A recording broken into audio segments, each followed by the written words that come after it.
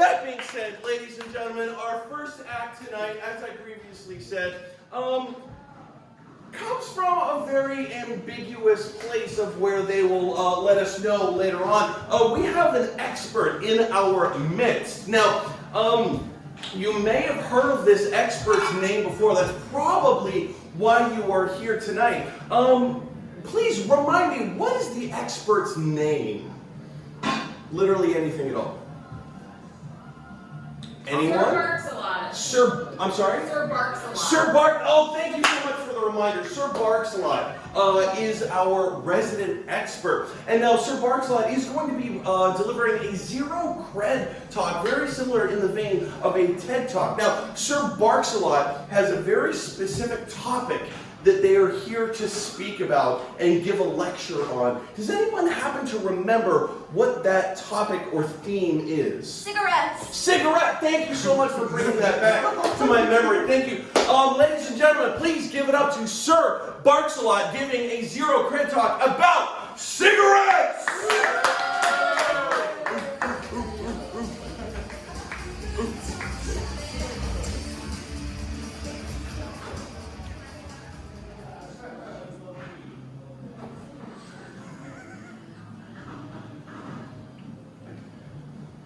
Hello, good evening, and welcome to this evening's topic, cigarettes. My name is Reginald Sir Barks-a-lot. I was knighted by the Queen for my work with cigarettes and the banning of them. Cigarettes are a nefarious, odious thing and should be outlawed. Controversial, I know, but hear me out.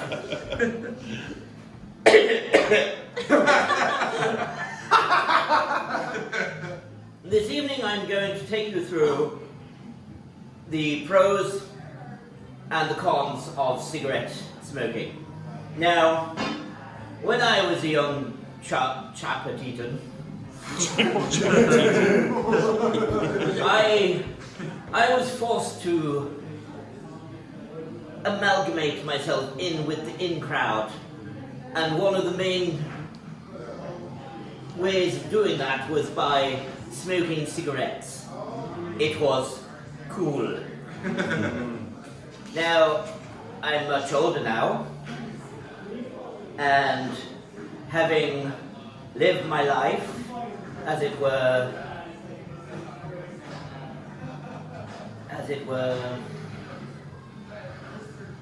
having lived my life, I have learned a few things which I wish to impart to you. Now, the main thing that people think of when they think cigarettes is that taboo word with the capital C.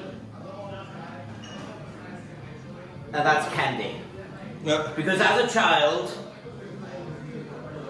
lots of English people, and I'm sure it was in America too, were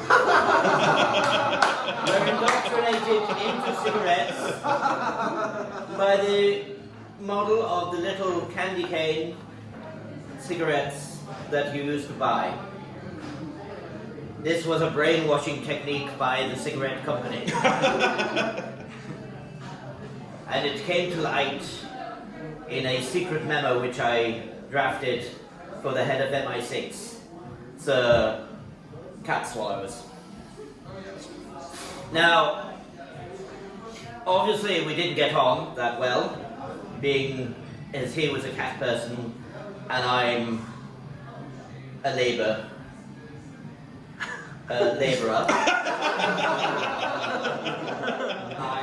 I worked all my life. Firstly, I was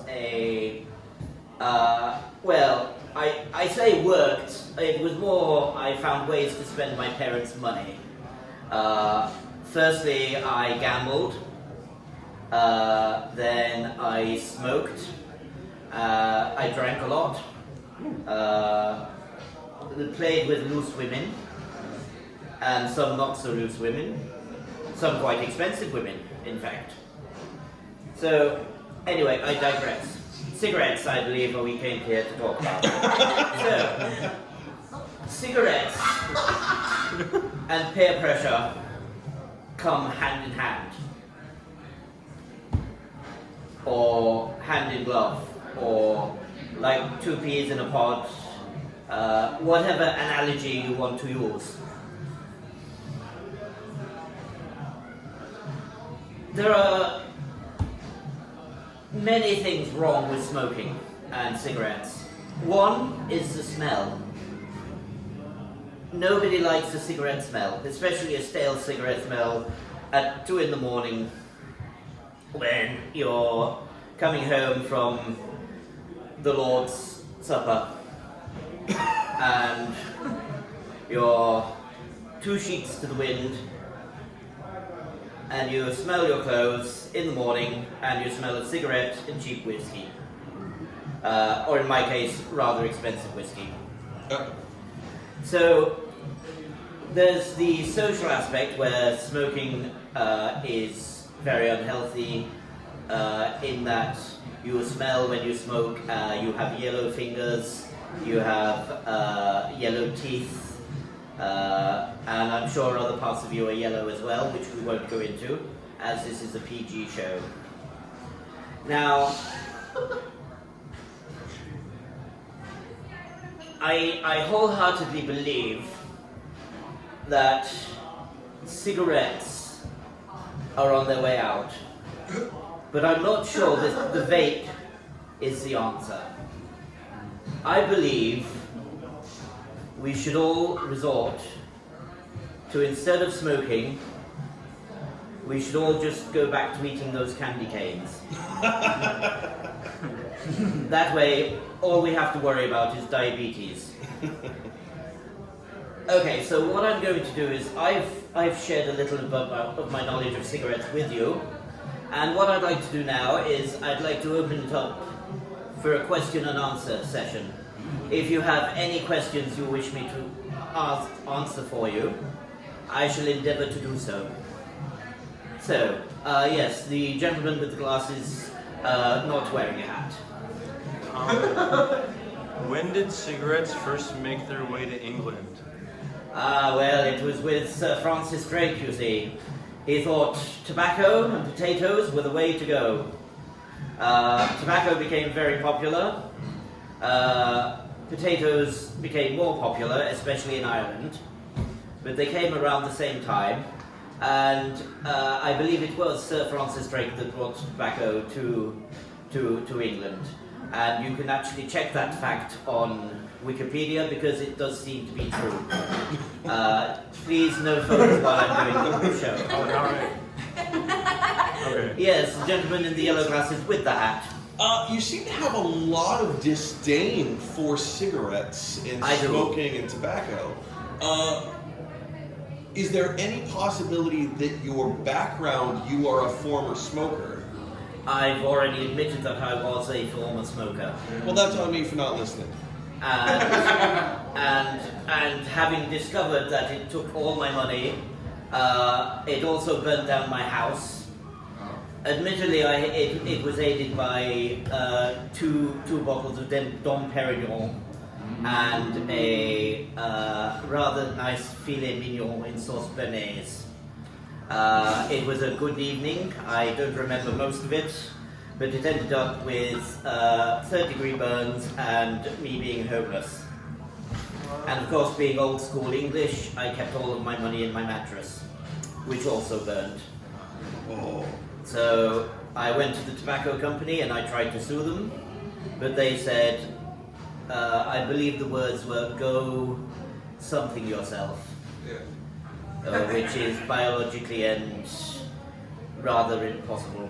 So, I hope that's answered your question. Satisfactorily. Anybody else? Yes, the gentleman at the corner who I can't quite see, but I believe is rather good looking, so I immediately hate him. Wow! Well, I have a question, but I don't know. Well, go ahead. I don't have all day, you know. My question is, I'm trying to quit smoking, but oh man, I just can't do it. Do you have any tips for quitting smoking? Quit. Don't do it. Okay, tips. Let's see. Every time you smoke, cut off a finger. Then sooner or later, you'll run out of fingers and you won't be able to smoke. Secondly, you could switch to something less harmful, like, I don't know, gambling, frolicking, loose women have always been a popular favourite of mine. Or indeed loose men, if that is your oeuvre. So, any more questions? Back here. Okay, man I can't actually see, but is looming out of the darkness at me. Yeah, so you said just tobacco in general is bad. What's your opinion on spliffs? That's a rather good question. My attitude towards spliffs, I believe that spliffs are a medicinal necessity.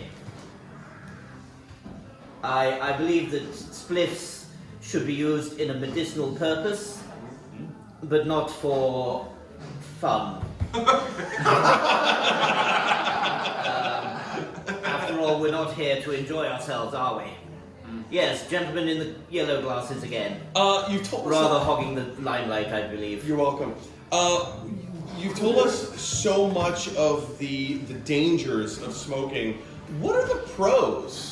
Okay, so firstly, you look cool. I mean, just imagine you're at a bar.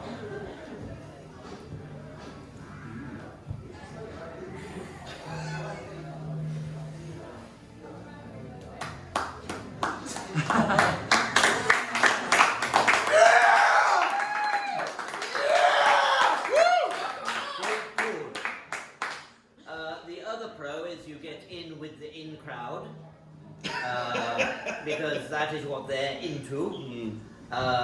It's slightly better if you're doing a spliff, and I seem to have driven the two ladies away with my rather vulgar. No, they're just getting a drink.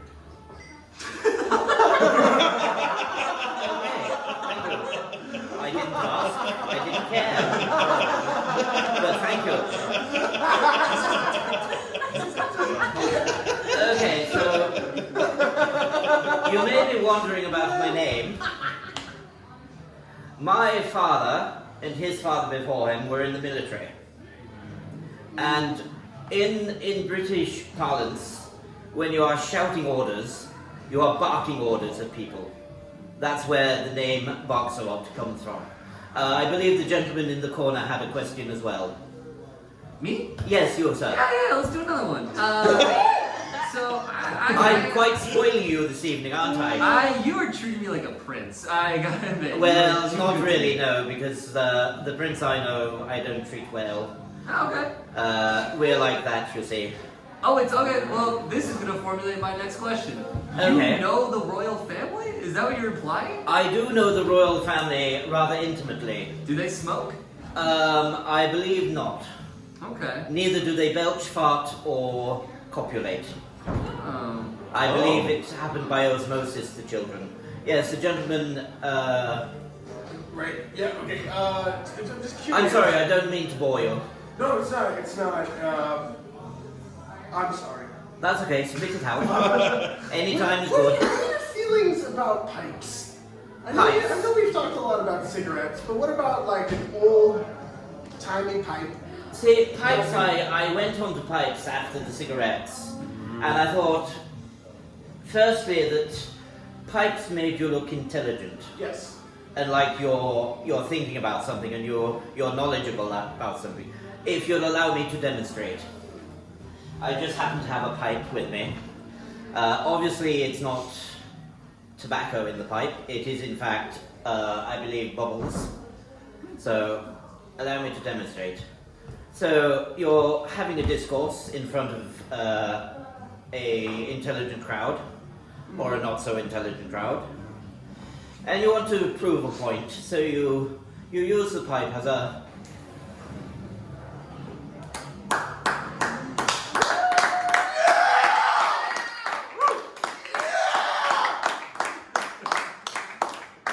a pause point.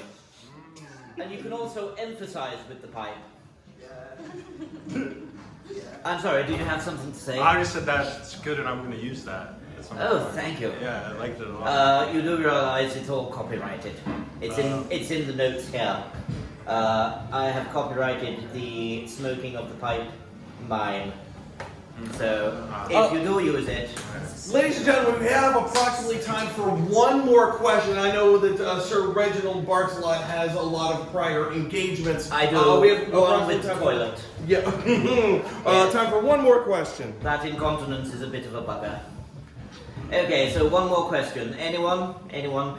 The beautiful lady in the front row. I actually have a pack of cigarettes on me, and I'm wondering if you might want one.